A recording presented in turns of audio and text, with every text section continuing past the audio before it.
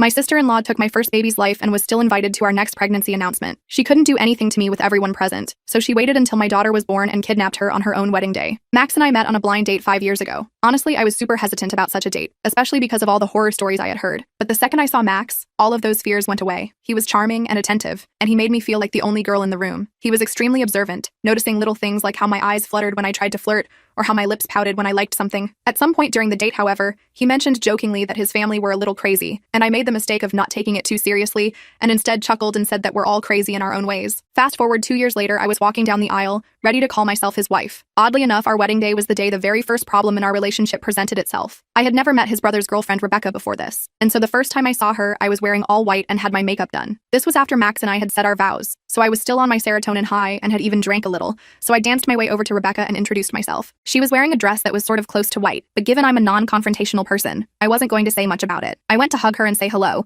but she actually pushed me away and made a disgusted look. She told me I was embarrassing myself, and that being the center of attention doesn't suit me. I kept on dancing, however, and that's when she told me I was lucky Max had such low standards, because if Max was more like his brother, he would have slapped me for even thinking I had a chance with him. Now, I'm not sure why you would brag about how your boyfriend would hit a woman, but either way, I kept dancing and honestly just ignored her, and I'm positive this was why she did what she did. I don't know if she had some underlying mental issues or something, but she came back a few minutes later with a glass of wine in her hand. She threw it at me and completely ruined my wedding dress. She then randomly blurted out that she knew how badly Max and I wanted kids, and how she hoped I never had any. It was so random. Why did she hate me like this? I wanted to cry, but at the same time, I didn't want to draw attention to myself and ruin my day. And so, I composed myself, went out back, called a friend of mine, had her bring me a regular spare white dress, changed into it, then went back out onto the floor and continued dancing. I wasn't going to let negative Nancy ruin my day. In fact, I was so determined not to let her ruin my day that I didn't even tell anyone what she did. I now know that was the wrong decision. You see, not long after our honeymoon, Max and I decided to start trying for a baby. We had been wanting one for a very long time, and now that we were married, we were ready. I got pregnant a few months later, but then disaster struck. I miscarried after Rebecca accidentally tripped me up and I fell belly first into the stair railing. I should have been furious, but I truly believed it was an accident. My bump hadn't even started showing and Max and I hadn't told anyone. Looking back on it, I feel like she somehow knew. She kept asking these cryptic questions and pushing me to drink a beer with them. Either way, it was devastating. And what made it even worse was that after our next doctor's visits, they ran some tests, and it was concluded that it was very unlikely I'd get pregnant again. That day was the first time I ever saw Max cry. We never told anyone what happened, but the next time I saw Rebecca, I remember she was extra smiley and kept dropping these messages and quotes about loss and losing things and how hard it can be. I still don't know how I didn't put the two and two together. She was the one responsible for the death of my baby, and she was so proud of herself for it that she joked and laughed about it to my face, all while I had absolutely no clue. But then a few months later, the universe smiled down on us. I got pregnant again. I still remember how Max and I reacted. He was crying, I was crying, he was on his knees kissing my belly, and before I knew it, he was calling in sick to work so he could take me out to eat. My baby needs food, he said, looking at me, and this baby needs food too. He kneeled down and kissed my belly again. Fast forward a few months, Max and I hadn't told anyone, and we hadn't seen anyone from either of our families either, but we had something planned. With the help of my best friend Amy, we managed to put together a beautiful nursery for our baby daughter. And after reaching the 12-week milestone, which felt like a significant achievement, Max and I decided it was time to share our news with our families. We organized an intimate dinner at our home and invited our loved ones under the pretense of a casual get-together. Nobody suspected what was coming, and we were incredibly excited to witness their reactions. But unfortunately, there was one problem. Rebecca was coming, and what she did is something I'll genuinely never forget. The dinner evening arrived, and our home buzzed with the warmth and chatter of family. Throughout the evening, both Jake and Rebecca behaved like lovesick teenagers. They constantly grabbed at each other, exchanging kisses,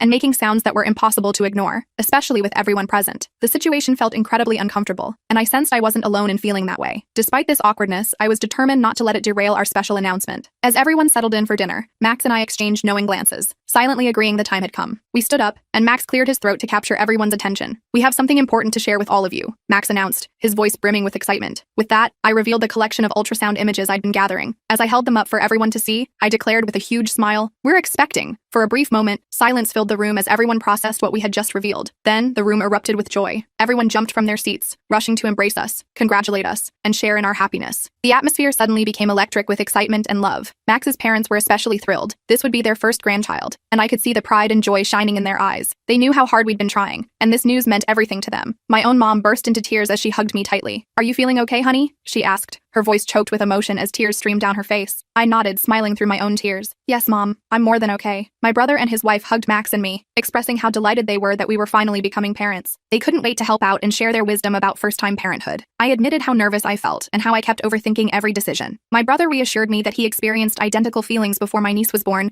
and his wife nodded in agreement. At that moment, nothing else mattered except the love and support of our family. This was exactly what Max and I had dreamed about. And now, surrounded by our favorite people, everything was falling into place. The evening had been filled with tremendous joy, but there was one person who stuck out noticeably: Rebecca. While everyone else celebrated and shared in our happiness, Rebecca remained motionless in her chair, glaring at us with unmistakable hostility. Her reaction contrasted so starkly with everyone else's that it was impossible to miss. I couldn't help feeling unsettled by it. When Jake came over to congratulate me, I seized the opportunity to quietly ask him what was going on with Rebecca. I wondered if we had somehow offended her, though I couldn't imagine what might have triggered such a reaction. But Jake simply dismissed it, telling me it wasn't important. He seemed completely unconcerned, as if her behavior was something he had grown accustomed to. As the evening progressed, we all moved to the living room for dessert and drinks. Naturally, I abstained from alcohol, and Max joined me in solidarity, choosing not to drink either. We all got comfortable, and the conversation naturally drifted to babies and pregnancy. I shared details about the nursery we were creating, feeling proud of the special space we were designing for Lily. Throughout all of this, Rebecca had remained quiet, barely participating in the conversation. But then, unexpectedly, she suddenly spoke up, asking if she could view our nursery. Her request caught me slightly off guard, but I didn't see any harm in it. After all, she was a parent herself, and I thought perhaps she might offer some helpful advice or suggestions. So I agreed and showed her to the nursery. As we entered the room, I observed her closely, and noticed she didn't appear impressed at all while surveying the space. Instead, she began pointing out perceived flaws with our nursery. She criticized our room choice, claiming it was too bright for a baby to sleep in, suggesting we hadn't properly considered the practicalities. I calmly explained that we planned to install blackout blinds to darken the room whenever the baby needed to sleep, but she barely acknowledged my response. Next, she questioned why we had chosen yellow instead of a more neutral color scheme. I was taken aback and told her yellow is simply a color and has nothing to do with gender anyway. Then, she focused on the baby clothes we had neatly organized in the drawers. She scoffed at them, remarking that her son had never enjoyed wearing such items, and that we should have consulted other parents before purchasing what she called cheap knockoffs. Her tone was dismissive and condescending, which completely surprised me. Until that moment, I'd been trying to remain polite, assuming she might just be somewhat blunt, but this crossed a boundary. I couldn't contain myself anymore. "What the hell are you talking about?" I demanded, unable to hide the frustration in my voice. Her words shocked me, especially considering all the effort Max and I had invested in making everything perfect for our baby. It was obvious she had no intention of offering constructive advice. Instead, it seemed like she was deliberately trying to undermine the joyous atmosphere of the evening. Just as Rebecca was about to respond, my mother and mother-in-law walked into the nursery, their faces lighting up as they admired the room. They began enthusiastically praising how beautiful everything looked, and momentarily, their warmth and compliments filled the space, easing the tension that had been building. However, I wasn't ready to let the issue with Rebecca slide. I turned back to her, repeating my question firmly. "What exactly did you mean by that?" Both my mother and mother-in-law sensed something was wrong. Noticing the tension, my mother asked what was happening. I didn't hesitate to explain how Rebecca had been criticizing the nursery, and had even called our carefully chosen baby clothes cheap. Both women were visibly shocked, clearly surprised that someone would be so openly critical, especially during such a special time. My mother-in-law laughed in disbelief and turned to Rebecca asking, "Is this true?" Rebecca, apparently caught off guard by the sudden confrontation, attempted to downplay her earlier comments. She claimed she found the fabrics too rough, and was simply advising me to consider softer options. But neither my mother nor my mother-in-law believed her explanation. They both shook their heads and chuckled softly, pointing out that the clothes felt perfectly smooth to them. Rebecca quickly tried to backtrack, insisting that as a mother, she knew better, and that I should learn to accept criticism with an open mind. Before I could respond, my mother intervened, her voice firm yet calm. "Well, we're mothers too," she stated, "and we would never say anything like that to her.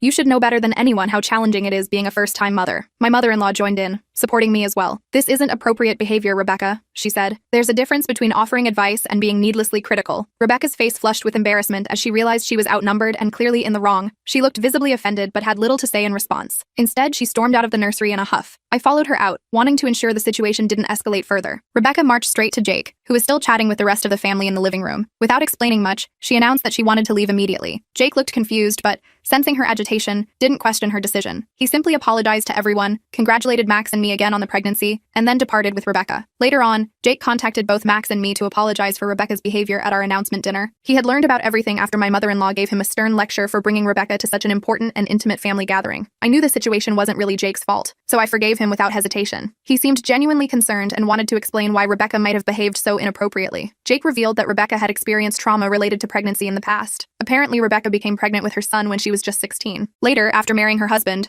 they had hoped to have more children but encountered complications. After years of trying unsuccessfully to conceive again, the emotional strain severely impacted their mental health and eventually contributed to their marriage breakdown. According to Jake, other women's pregnancies remained a sensitive issue for Rebecca, which might explain her negative reaction to our celebration. As a woman, I sympathized with Rebecca's struggles. I could understand the pain and disappointment she must have endured, and I recognized that these experiences had left emotional scars. However, while I empathized with her situation, I couldn't ignore the fact that her comments at our announcement dinner were inappropriate and hurtful. So I decided it would be best to maintain some distance from her at future family gatherings to protect the positive atmosphere I wanted to preserve around our growing family. Jake and Rebecca continued dating, and on the day I delivered Lily, Jake called and asked Max if he could bring Rebecca to visit our newborn. Although we had reservations, Max and I reluctantly agreed, hoping perhaps things would be different this time. Unfortunately, this proved to be a mistake. As soon as Rebecca saw our baby, she immediately commented on how little hair our newborn had, suggesting this indicated her hair would remain extremely thin as she grew up. Her words felt like a direct attack, and I could see the irritation on Max's face as well. This comment was another unnecessary and insensitive remark during what should have been a purely joyful moment. Jake, sensing the tension in the room, didn't allow Rebecca to stay long. After offering brief congratulations, they quickly departed. This year, Jake shocked everyone by announcing his engagement to Rebecca. The news received mixed reactions, particularly from my mother-in-law. She openly expressed disappointment with Jake's decision to marry Rebecca, having never wanted her to become part of the family. Apparently, my mother-in-law and Rebecca had been clashing for months. Knowing my mother-in-law is typically warm and kind-hearted, I suspected Rebecca's behavior was likely causing their ongoing tension. When Max called Jake to discuss the sudden engagement, believing everything was moving too quickly, Jake confessed that Rebecca was actually 4 months pregnant. Apparently, Jake had only discovered this 2 months earlier, and had kept it secret as they feared judgment before getting married. Jake explained that he wanted to marry Rebecca before their baby arrived, which seemed reasonable given their circumstances. However, during the wedding preparations, Rebecca threw a tantrum while trying on wedding gowns because she couldn't fit into any of them. She had gained weight during her pregnancy, making it difficult to wear her dream dress. Jake attempted to convince her to choose something more comfortable, but she refused to compromise. Ultimately, she demanded that Jake change their wedding date. Originally planned to occur before the baby's arrival, it was now postponed until a month after the baby's due date, so Rebecca could lose some pregnancy weight. Despite the frustration this schedule change might have caused, everyone understood that this was Jake and Rebecca's special day, and they deserved to choose a date that made them comfortable. A month ago, Rebecca delivered her daughter, and Max and I had even visited the hospital to congratulate the new parents. For their upcoming wedding, Max was selected as Jake's best man. We weren't comfortable leaving Lily behind for the entire day, so we decided to bring our daughter with us. My mother-in-law and I discussed childcare arrangements and agreed we could manage looking after Lily between us. I initially considered hiring a hotel babysitter, but with increasing concerns about child abductions, I felt safer having a trusted family member watch Lily. During the reception, I planned to avoid drinking and would retire early to our room anyway, ensuring Lily received proper care throughout the event. However, about a week before the wedding, Rebecca called me. During our conversation, she asked if I would be bringing Lily to the wedding. I confirmed our plans and began explaining our childcare arrangements for the evening. To my surprise, Rebecca interrupted me and stated she didn't want Lily at the wedding. Shocked, I asked why. Rebecca explained that she only wanted her miracle baby to be the center of attention, claiming that Lily's presence would divert attention away from her child. I tried reasoning that everyone had already met Lily, and nobody could possibly steal attention from Rebecca on her wedding day, but Rebecca remained adamant and grew increasingly upset. She warned that if I couldn't respect her boundaries, I wouldn't be welcome at the wedding. The situation eventually escalated into a major argument involving Rebecca, Jake, Max, and my mother-in-law. Jake contacted me, apologizing for Rebecca's behavior and clarifying that I was still very much invited to the wedding. He urged me not to take Rebecca's words too seriously, and assured me that bringing Lily was absolutely fine. I felt furious with Rebecca and considered skipping their wedding entirely, but I knew supporting Max and attending his brother's wedding was important. So I decided to set aside my feelings and attend, focusing on making the best of the situation for the sake of family harmony. This brings us to the incident that occurred during Jake and Rebecca's ceremony. Several relatives couldn't resist admiring Lily, commenting on how adorable she looked. Rebecca occasionally shot me disapproving glances whenever our eyes met. She clearly still resented me bringing Lily to her wedding, even though her baby unquestionably remained the star attraction, and I made zero effort to seek attention. When the celebration moved to the reception area, my mother-in-law Max and I took turns watching Lily in our hotel room, exactly as planned. Although my mother-in-law became somewhat tipsy as the evening progressed, Max and I remained completely sober, focusing entirely on caring for Lily. Midway through the reception, I noticed my mother-in-law, who was supposed to be with Lily at that moment, frantically searching for me. Something about her demeanor made my heart race, and I rushed over to discover what was wrong. Max, sensing trouble, followed closely behind. My mother-in-law's voice trembled as she whispered that Lily was missing. My heart plummeted. Max demanded clarification, since he had just left our daughter in her care. That's when my mother-in-law admitted that Rebecca had entered the room shortly after he left. They chatted briefly, and at one point, my mother-in-law needed to use the bathroom, but when she returned, both Lily and Rebecca had vanished. Confused and panicked, Max and I immediately located Jake, demanding to know Rebecca's whereabouts, and why she would do something so alarming. Jake appeared equally shocked by the situation. Amidst the celebrations and crowds, we alerted hotel staff to search for both Lily and Rebecca. The staff responded immediately, but despite their efforts, neither could be found, even after a full hour of searching. This prompted me to contact the police. Jake attempted to reassure us that involving authorities was unnecessary, insisting Rebecca wouldn't harm Lily, but my fear and anxiety were overwhelming. The thought that Lily was missing with Rebecca, who had already displayed concerning behavior, was unbearable. When police arrived, we provided statements and explained the situation while struggling to maintain composure. Wedding guests began noticing something was wrong,